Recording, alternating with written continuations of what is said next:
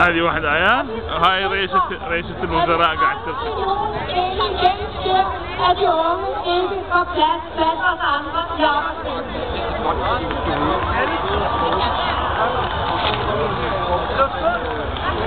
I Danmark, hvor vores unge, der uden arbejde, er et fattigt Danmark. En Danmark, hvor vores unge ikke bliver dygtigere, går det sværere i fremtiden. Derfor har regeringen fra dag et gjort, hvad vi kunne, for at få Danmark i gang igen. Fordi vi ved, at det altid er de unge, der bliver ramt, når væksten går i stå, eller når vi stifter gæld.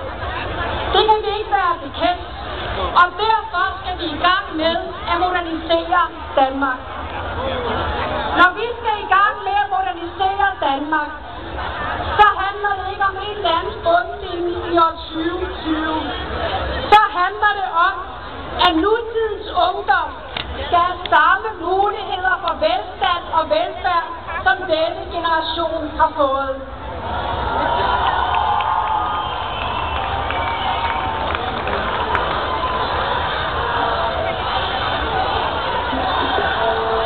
Nutidens ungdom skal have uddannelse, arbejde, muligheder, frihed.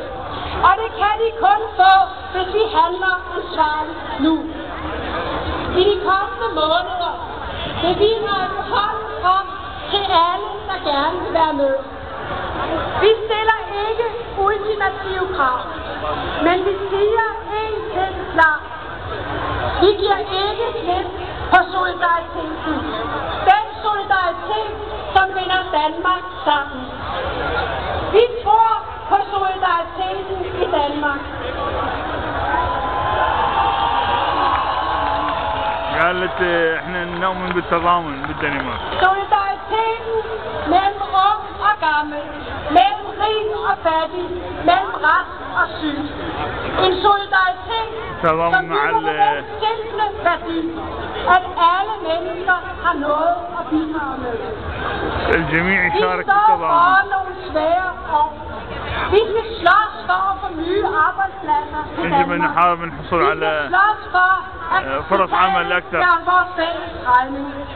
Men gør vi det, så er jeg overbevist om, at vi i fællesskab kan skabe et bedre Danmark, hvor hjulene drejer hurtigere rundt. Hvor virksomhederne begynder at hyre i stedet for at hyre. Og hvor der bliver råd til, at vores børn får den bedste skolegang.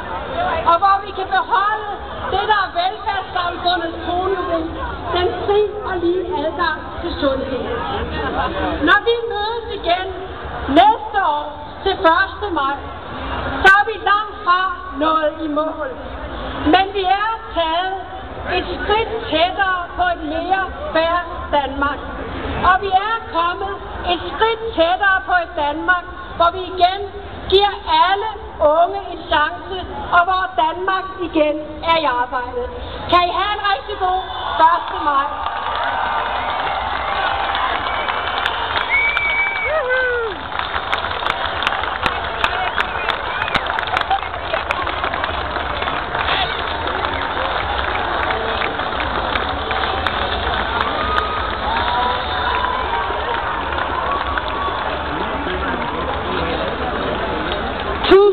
til Helle Thorning-Schmidt.